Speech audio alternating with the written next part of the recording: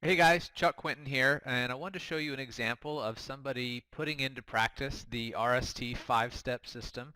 And I had a request from, I think it was from YouTube, somebody saying, hey, why don't you show somebody doing the drills without the orange whip and show them creating lag? And I was like, hey, okay, no problem, it makes no difference. So, but first I want to start with his before swing, and this is a golfer who had suffered some injuries, had a wrist injury, and then some back issues.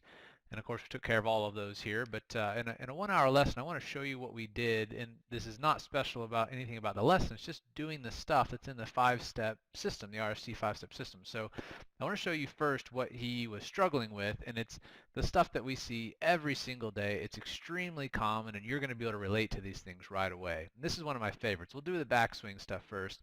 And here is the top of his backswing, right before the club starts going the other way. Now, of course, to the trained eye, or perhaps even the untrained eye, pretty clear to see he's not making a full shoulder turn. And of course, this is what I see every single day. Golfers coming through the clinics, golfers doing lessons in person saying, you know what, I think I just don't have the flexibility to make a full shoulder turn. And of course, you know how I feel about that. It's complete nonsense. Everybody can make a full shoulder turn and swing the RST way without having to be a yoga guru. So, and this is no special case, and I'm going to prove it to you in just a second, but there's a couple things that went on here. Obviously, he's making half a shoulder turn, but the club's in a pretty close to full position to the top, and for him, it's definitely full. So why didn't he make a full shoulder turn? Well, because he loaded up the right side right away, and his brain is telling him, hey, I got a lot of tension, so hence I feel like I've got some power here. Let's go the other way.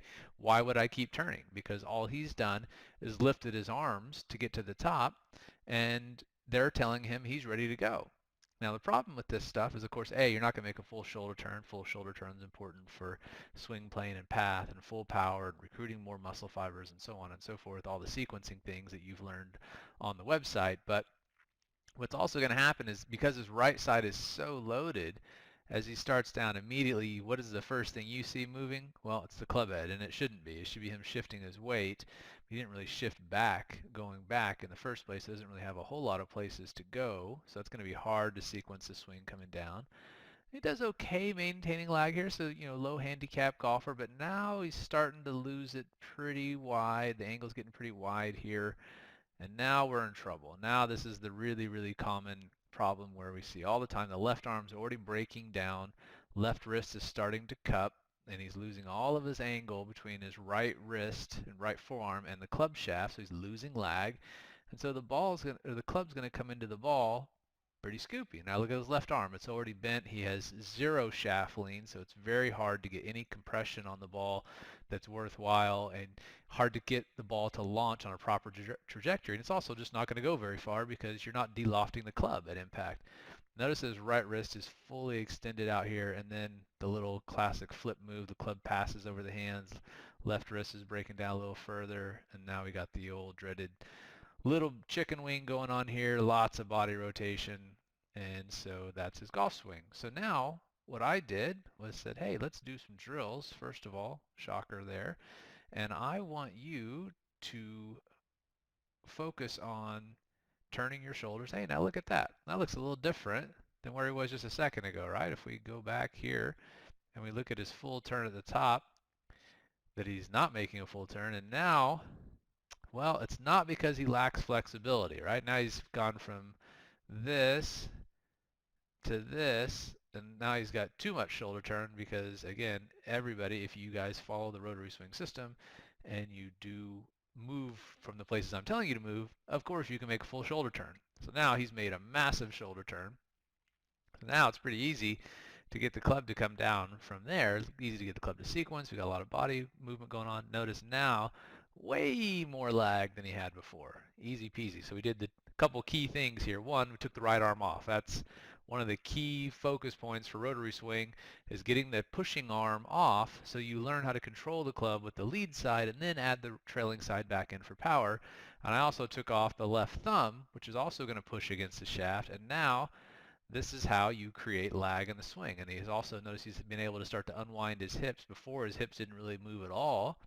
Now he's using his hip turn and weight shift to pull the club down instead of pushing it down with his right arm. And that's what you were seeing here.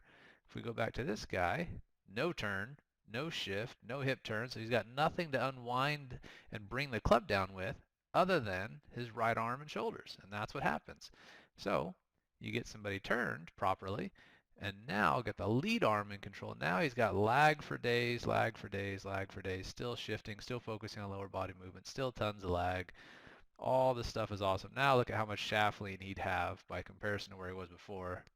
Remember before he had zero shaft lean, now he's got a ton. And as he keeps coming through, now all he's got to do is one job at this point, release the club. Hey, look at that, the chicken wing's gone, and we made a full turns. And then we can actually do this drill. Again, everything in rotary swing is designed to be progressive, so as you develop some competency and some comfort level with the movement, then you start stacking another piece on there. So in this case, we're going to start hitting some golf balls, left arm only. First thing we're going to do back, we're going to focus on getting our body turned. Now, not as good as practice swing. His practice swing was a little overdone. This is still way better than where he was with his right hand on there.